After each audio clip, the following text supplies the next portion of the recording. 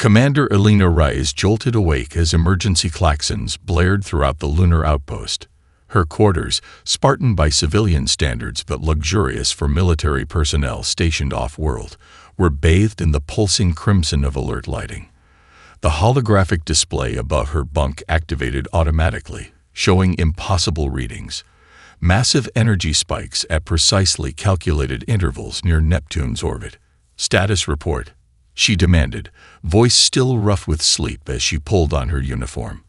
"Unknown phenomenon, Commander," the station AI responded.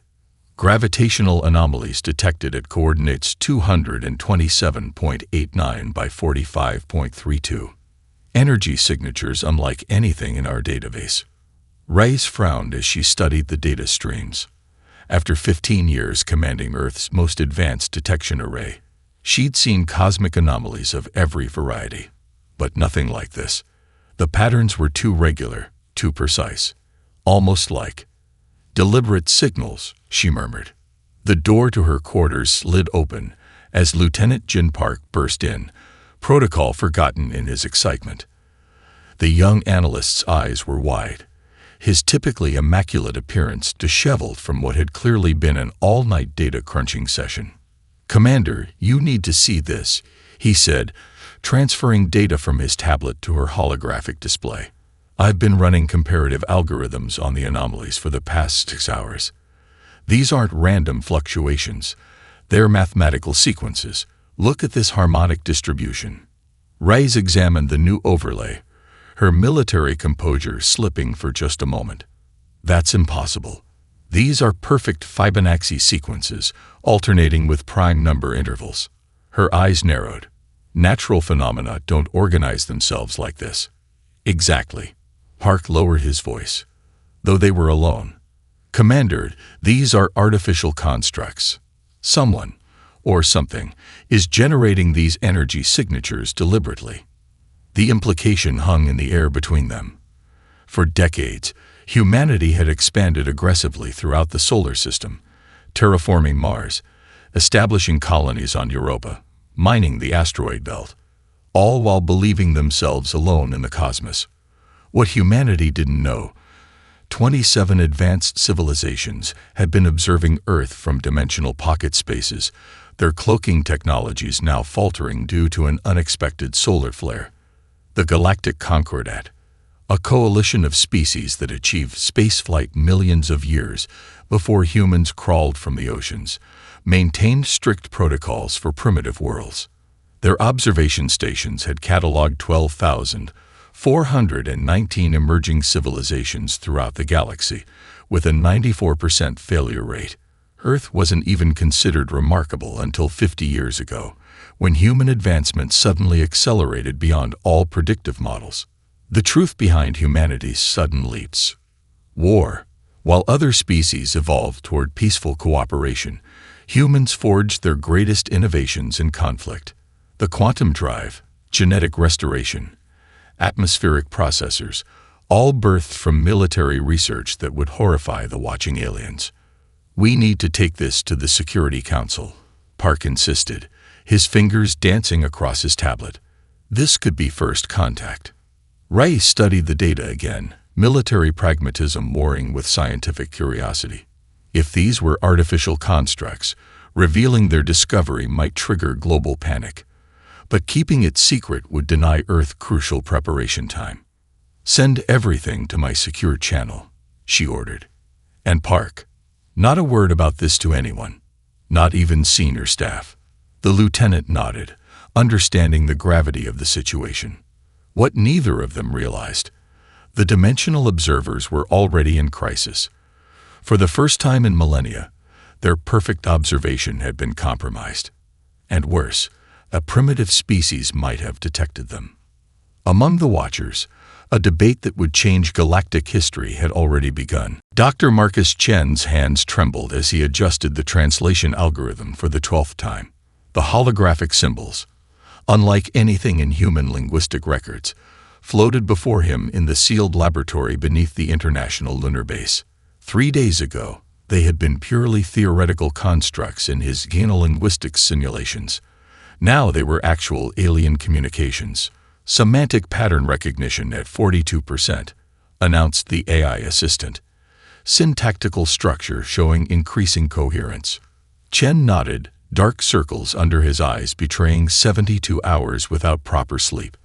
He'd spent his entire career developing theoretical frameworks for communicating with hypothetical extraterrestrial intelligence. No one, especially not him, expected those theories to be tested so suddenly or dramatically. The massive alien vessel had materialized less than a kilometer from the lunar base 6 hours ago. No approach trajectory, no warning, just a shimmer of displaced spacetime. And then its presence.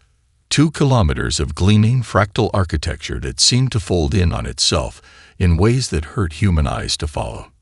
Your species achieved in centuries what took us millennia.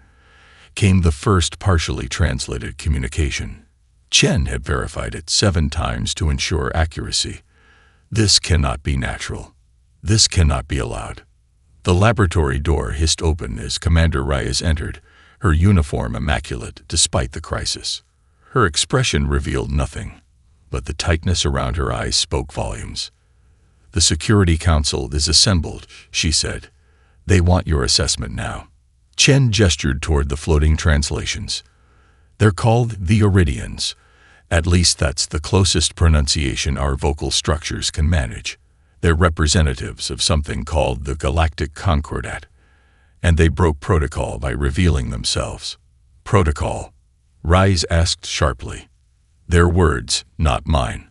From what I can piece together, they're the youngest members of this Concordat. They'd been observing us for, well, possibly centuries." He rubbed his temples. "They're agitated. Concerned. Something about our development rate violating predictive models." The commander's expression darkened. "They've been watching us, without our knowledge or consent." Chen laughed humorlessly. "Apparently that's standard procedure. Primitive species, that's us, by the way, are monitored until they either self-destruct or prove worthy of joining the interstellar community. And these Iridians decided to break that protocol. Why? Internal disagreement about the human problem," Chen said, gesturing to another section of translated text. "They've been debating what to do about us. Some faction got impatient. The base's alert system activated suddenly, bathing the room in amber light. The AI voice announced, multiple objects entering lunar orbit, 17 distinct signatures detected. Reyes checked her secure tablet, eyes widening slightly. The rest of the Concordat representatives just arrived. She turned to Chen. "I need you at the summit. You're Earth's foremost expert on extraterrestrial communication now." "I'm a theorist, Commander. I work with models, not actual aliens." "Not anymore." She handed him a diplomatic credential that must have been generated within the last hour. "Welcome to the first contact team, Dr. Chen." As they hurried toward the diplomatic reception area, Chen couldn't shake a troubling thought. The mathematical models underlying his translation algorithms had been inspired by a dream he'd had as a graduate student, equations that seemed to appear in his mind fully formed. Had that inspiration been truly his, or had something, placed those ideas in his mind? The Concordat delegates were about to discover that humans had been piecing together more of the puzzle than they ever suspected. The United Nations General Assembly Hall had never hosted beings like these. 12 Concordat representatives stood on the central platform, their forms defying human biological understanding. Some appeared as pillars of light contained within crystalline exoskeletons. Others resembled liquid mercury shaped into vaguely humanoid silhouettes. The eldest delegate, introduced as High Elder Voles of the Preservers, manifested as a shimmering spectral entity that seemed to exist partially in another dimension. Their holographic translators hovered before them, converting alien concepts into approximations of human language. The effect was simultaneously magnificent and terrifying. "We offer Earth membership in the Galactic Concordat," Elder Voles announced, his voice resonating with artificial harmony. "This is a rare honor. Of 12,419 developing civilizations we have observed, Only 742 have been deemed worthy of integration. President Amara Okafor, former quantum physicist and survivor of the resource wars, sat unflinching before the alien delegation. Her dark eyes revealed nothing of her thoughts as the terms were outlined. Earth will, of course, dismantle its military infrastructure, continued an Iridian representative, multifaceted eyes reflecting the assembly hall lights. All weapons research will cease.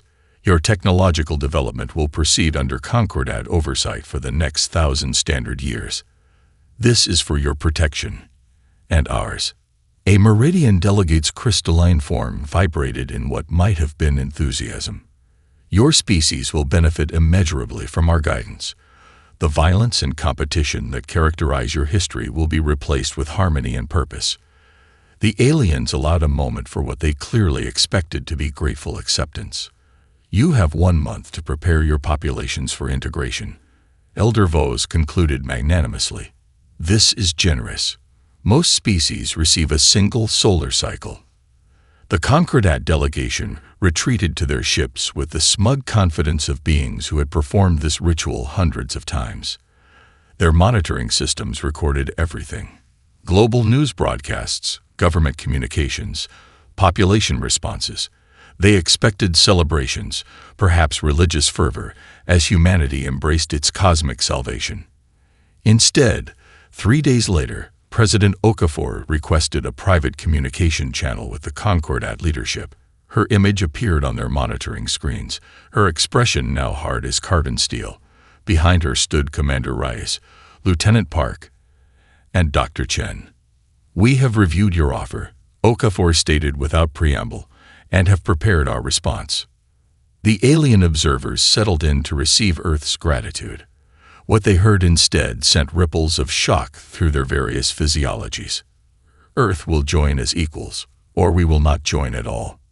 The holographic display behind her activated, showing ancient cave paintings, then Leonardo da Vinci's notebooks, Tesla's diagrams, Einstein's equations, alongside comparative alien technologies that matched them precisely.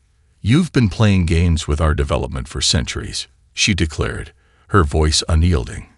"Competing factions among you have been influencing our greatest minds, guiding our technological evolution along paths that suited your internal politics. Now we demand accountability and respect." In the stunned silence that followed, Dr. Chen activated his newly developed translation matrix. For the first time, humans could intercept and decode the Concordat's private communications. "Impossible," came one encrypted transmission. "They couldn't have detected the guidance protocols." "Their adaptability exceeds all models," answered another. "The acceleration curve is unprecedented." A third voice, presumably Elder Vos. "This changes nothing. They remain primitive, dangerous."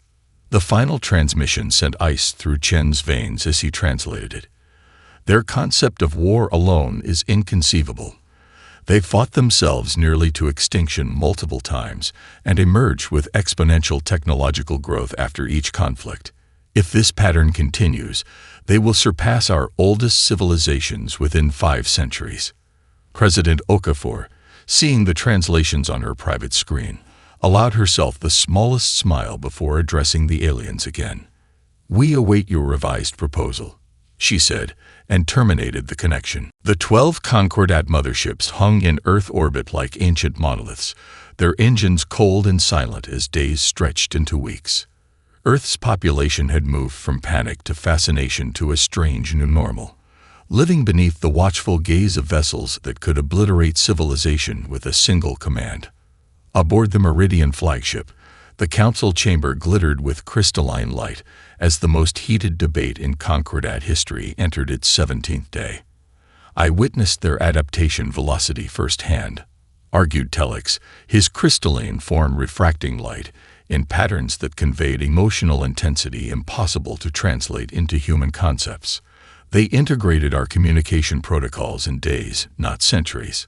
They've already broken through our secure channels. An even more compelling reason for immediate sanitation protocols," countered Elder Vos, his spectral form pulsing with ancient authority. The 8,000-year-old entity represented the Preservers, the oldest and most conservative Concordat faction. We've allowed this experiment to continue too long. Their violent history combined with their innovation rate constitutes an existential threat to galactic stability. The Iridian delegate twitched nervously, compound eyes reflecting the chamber's light. We miscalculated. Their neural plasticity exceeds all recorded species by 17 standard deviations. Even now, they're likely reverse engineering technology from our atmospheric emissions alone, which is precisely why they must be preserved and studied. Interjected a Solarian representative, a being of pure energy contained within a gravimetric shell. In 40,000 years, we've never encountered a species with this adaptive potential. Meanwhile, in a decommissioned ICBM silo beneath the Nebraska plains, Commander Rice surveyed humanity's hastily assembled response to the alien presence. 300 of Earth's greatest minds worked in rotating shifts, analyzing every scrap of data collected from the Concordat vessels.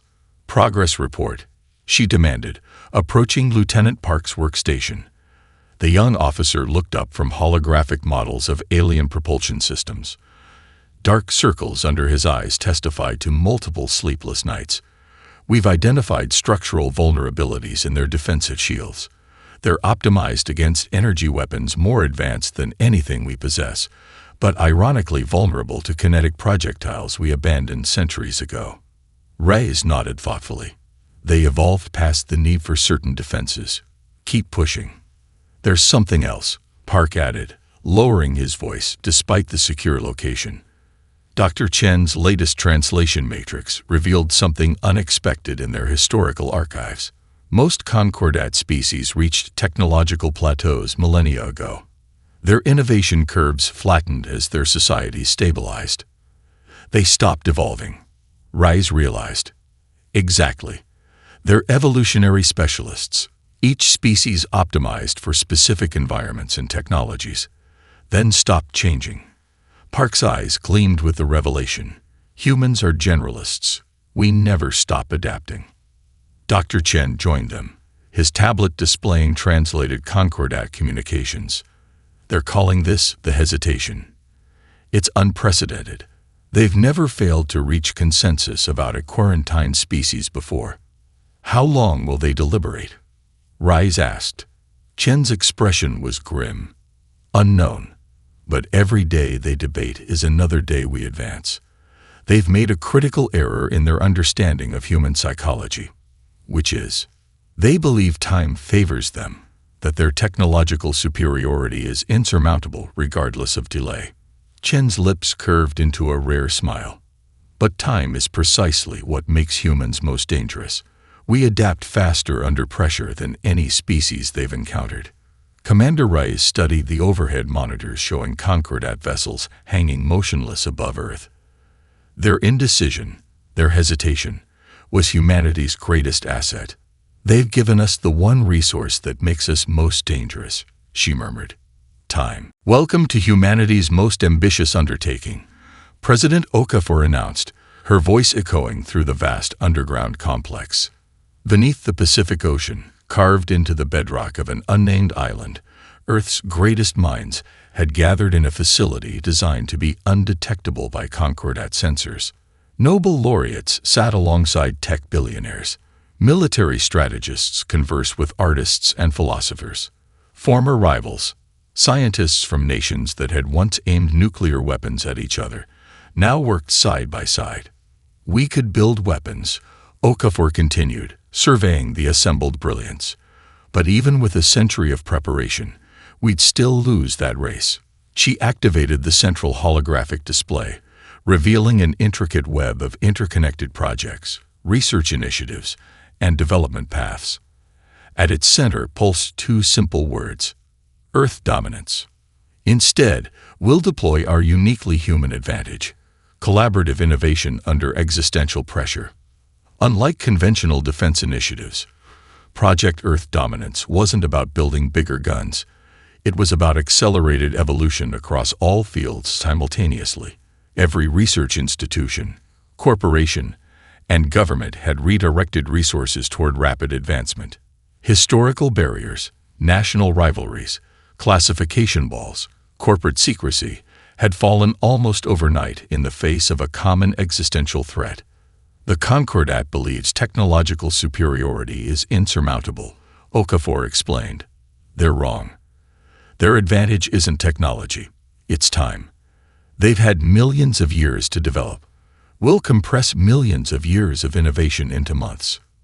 In one wing of the facility, Dr. Chen and Lieutenant Park led a team developing a comprehensive mirror-linked translation matrix. By reverse engineering fragments of Concordat communication technology, they created a system that could decode all 27 known alien languages, not just their words, but their underlying conceptual frameworks. Their thought processes are fundamentally different, Chen explained to a group of neuroscientists. The Meridians experience reality as crystalline patterns. The Iridians perceive through compound sensory inputs we can barely comprehend. Yet all of them think in predictable, specialized ways. That's their vulnerability. Meanwhile, quantum computing architectures advanced decades within weeks. Material science created substances previously thought theoretical. Medical breakthroughs eliminated diseases that had plagued humanity for millennia. 3 months into Project Earth dominance, an unexpected development occurred. A Meridian vessel requested private communication with Earth leadership. Expecting threats or demands, they were surprised when the crystalline beings proposed a cultural exchange. We wish to understand. The Meridian representative vibrated, communicating directly with Dr. Chen. Your species produces concepts our philosophers find intriguing. What began as cautious academic discussion evolved into something the Meridians hadn't anticipated. When Earth shared its artistic creations, music, literature, visual arts, the effect on the aliens was profound. During a symphony orchestra performance broadcast to the Meridian vessel, observers noted the crystalline forms actually changed color. Emotional responses their species believed they'd evolved beyond eons ago. You move us in ways we forgot we could be moved, a Meridian philosopher admitted to Chen after experiencing Earth poetry. This capacity alone would make your species valuable to the galaxy. The secret cultural exchanges continued, unsanctioned by the still deadlocked Concordat Council. Each interaction revealed the same pattern. Species that had optimized themselves into perfect, stable forms had lost something essential, the chaos and vitality that drove human creativity. As Earth's 5th month under alien observation began, monitoring stations around the planet detected a subtle shift in Concordat communications. Alarm frequencies increased. Security protocols tightened. The preservers, led by Elder Vos, had noticed the unauthorized exchanges and the unprecedented technological leaps happening beneath their watchful eyes. Humanity's window of opportunity was beginning to close. The quantum communications node in Jakarta failed at precisely 3:27 local time. No warnings, no error messages. The most advanced data processing center in Southeast Asia simply went dark. Simultaneously, 30 researchers at a genetic engineering facility in Cape Town collapsed, all exhibiting identical neurological symptoms. In 7 major cities across different continents, peaceful gatherings transformed into violent riots within minutes, following eerily similar patterns of escalation. Commander Reyes studied the global incident map, her expression hardening as the pattern became unmistakable. Coordinated destabilization operations, she told President Okafor during their secure briefing. The preservers have stopped waiting for consensus. They've launched covert action to ensure we fail. Okafor's eyes narrowed. How certain are you? The simultaneity and precision eliminate any possibility of coincidence, and Dr. Chen's translation team intercepted fragmented communications between preserver vessels just before the attacks began. What the preservers hadn't anticipated. Humans had spent millennia fighting one another through exactly these methods. Earth's intelligence agencies had entire divisions dedicated to recognizing and countering subversion, psychological warfare, and covert operations. skills no other Concordat species needed to develop in their peaceful, stable societies.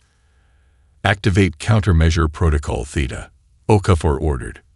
Within hours, a planetary defense network developed in secret during the hesitation sprang into action. Intelligence agencies that had once spied on each other now worked in perfect coordination, identifying and neutralizing preserver operations with ruthless efficiency. Military units deployed to protect key research facilities. Cybersecurity teams erected adaptive defense algorithms that evolved faster than alien intrusion attempts. On the diplomatic front, President Okafor maintained a facade of calm, never acknowledging the shadow war unfolding across Earth. Her public statements remained measured, focused on peaceful integration into the galactic community. Your species fights invisible wars better than any we've encountered, a Meridian representative admitted to Dr. Chen during a clandestine meeting beneath the Antarctic Research Station. The preservers gravely underestimated you. We've had practice, Chen replied grimly. Too much practice. The Meridian's crystalline form vibrated with what Chen had learned to recognize as concern. There's something you must know. When the integrationists discovered evidence of unauthorized preserver aggression against Earth, we presented it to the full council. The Concordat's unity has fractured. Above Earth's atmosphere, that fracture manifested as open conflict. For the first time, in over 8,000 years, Concordat vessels fired upon one another. Brilliant energy weapons illuminated near-Earth space as integrationist ships moved to block preserver vessels from approaching the planet. Humanity exploited this division masterfully. While publicly maintaining neutrality, Earth quietly provided tactical intelligence to the integrationists, while studying Concordat weapons technology revealed during the skirmishes. Lieutenant Park developed algorithms that predicted preserver attack patterns with uncanny accuracy, giving integrationist forces a critical advantage. They're fighting the war they know, Commander Reyes explained to her Global Defense Coordination team. We're fighting the war they can't predict. In a desperate gambit, preserver forces launched a direct strike against Earth's lunar installations. Their tactical models predicted minimal resistance from a technologically inferior species.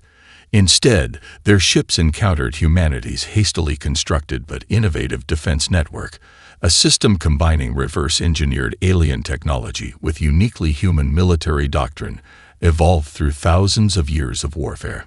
The battle lasted 5 minutes and 37 seconds. Preserver vessels, encountering defensive configurations their tactical computers couldn't categorize, faltered against weapons that shouldn't have existed yet. The coordinated response from lunar defense platforms demonstrated a creativity in combat that horrified the ancient aliens. Preserver forces retreated in disarray, unable to comprehend how their overwhelming technological advantage had failed against adaptive tactics they'd never encountered. Elder Vaugh's flagship transmitted a single message before jumping to faster-than-light travel. Escalation protocols authorized. For the first time in millions of years, the galaxy witnessed something extraordinary. A primitive species successfully repelling attackers with vastly superior technology through sheer tactical innovation.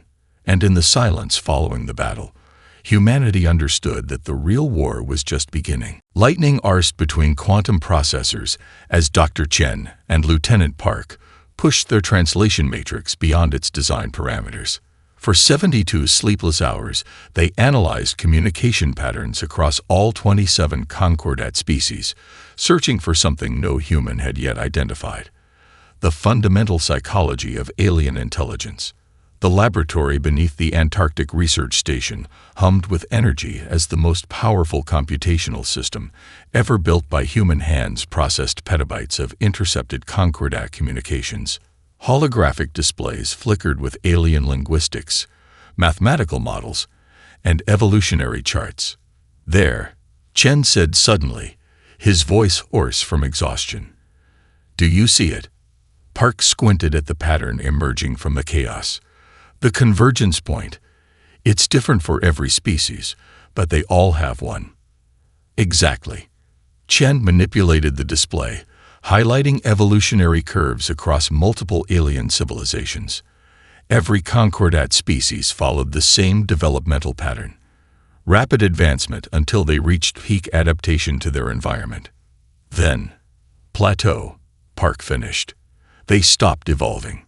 3 hours later, they presented their findings to a joint military scientific council. President Okafor and Commander Rice sat at the center as Chen activated the holographic models illustrating his discovery. It's evolutionary specialization versus generalization, he explained. Every Concordat species evolved toward perfect adaptation to specific conditions, then stabilized. The display showed the crystalline meridians, their society optimized around photonic computing. Next came the iridians, their biological integration with technology reaching a peak before flattening. Finally, the ancient ones, including elder vase preservers, who had mastered gravitational manipulation millions of years ago, but hadn't meaningfully advanced since. Each species found their niche and remained there.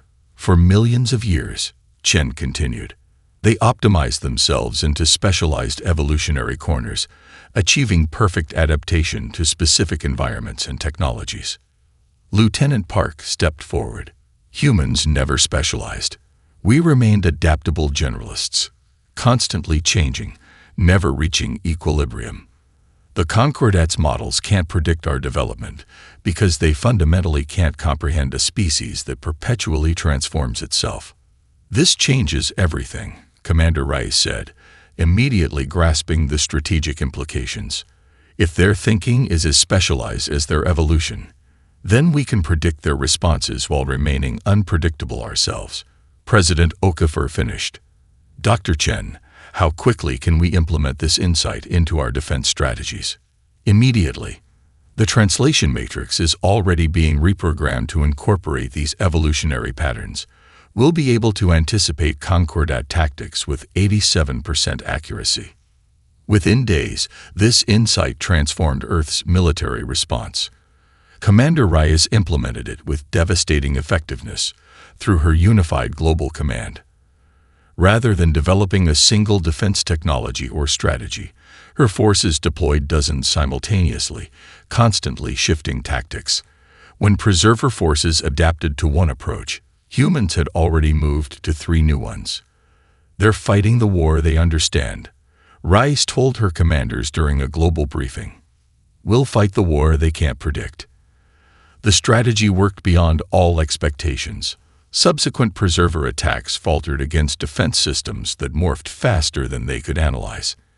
Integrationist allies watched in amazement as humans developed countermeasures to technologies they shouldn't even be able to understand, let alone neutralize. Meanwhile, Project Earth Dominance achieved its greatest breakthrough yet. A team of quantum physicists, led by a 19-year-old prodigy from Lagos, had been analyzing offhand comments in Concordat communications about an unsolvable energy transmission problem plaguing their oldest worlds. The Concordat had been trying to solve this problem for millennia without success. The human team developed a solution in 17 days. It's elegant in its simplicity, the young physicist explained to President Okafor. They couldn't see it because they've been approaching the problem through their specialized frameworks. We just looked at it differently. President Okafor studied the solution, a smile slowly spreading across her face. This is our masterstroke. She immediately called for an emergency summit with all Concordat factions. The message she sent was deliberately cryptic, designed to ensure attendance even from hostile elements. It's time to show them exactly what humanity brings to the galaxy, she told her inner circle. Not just our defiance, but our gift for solving the unsolvable. The final confrontation occurred not on a battlefield, but in a hastily constructed diplomatic chamber within Earth's lunar base. Massive holographic interfaces accommodated the vastly different perceptual needs of 27 species. The chamber itself represented humanity's accelerated advancement, technology that shouldn't have been possible for centuries, yet assembled in months.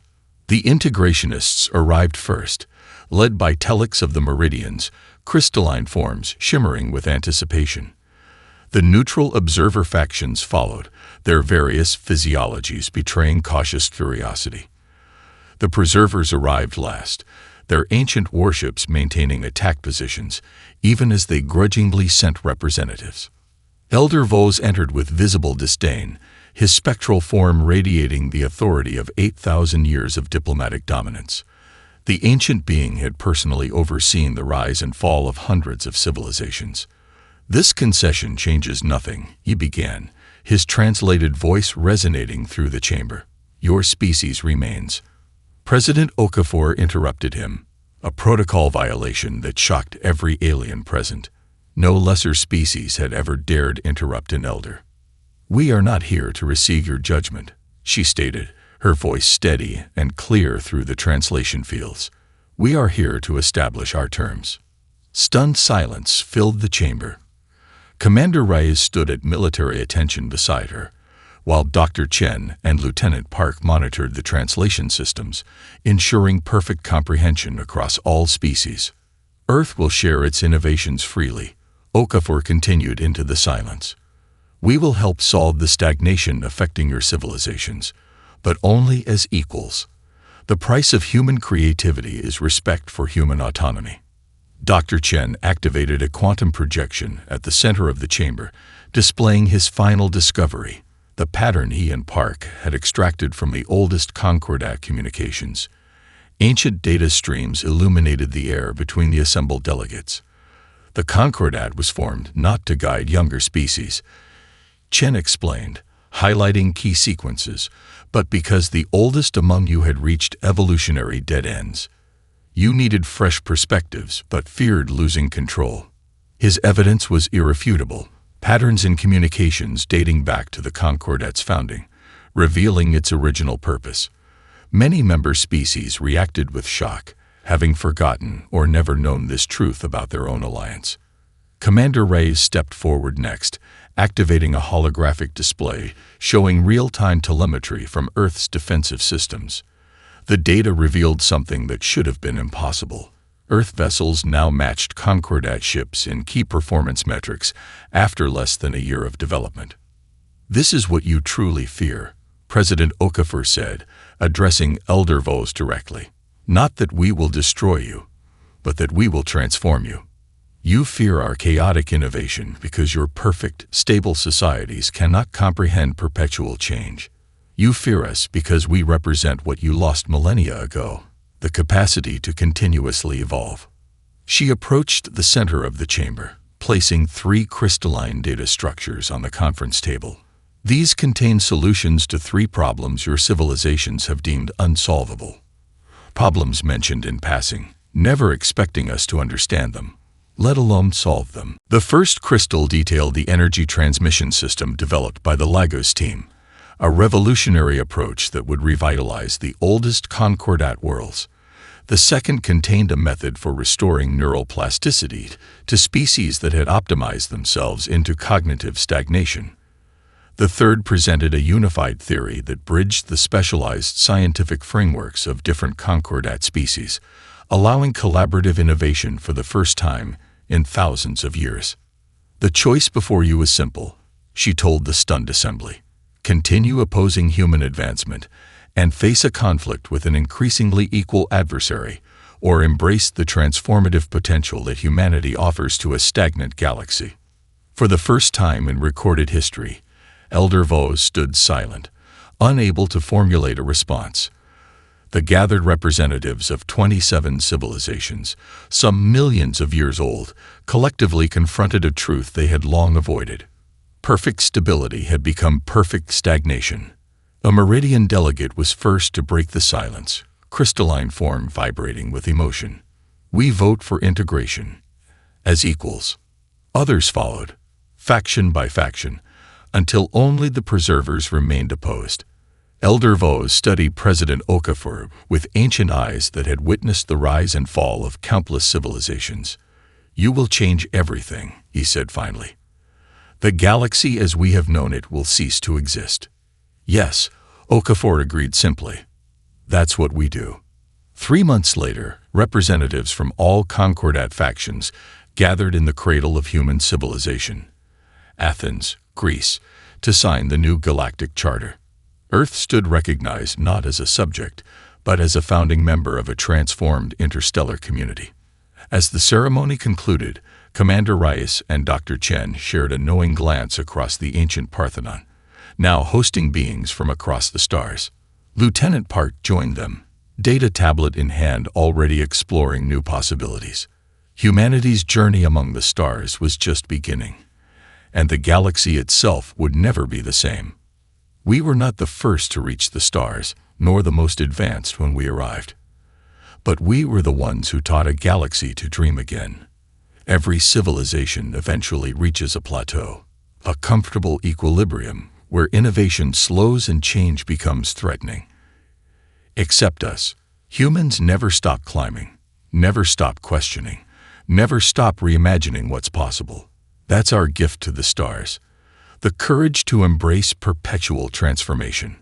President Amara Okafor, at the signing of the new Galactic Charter,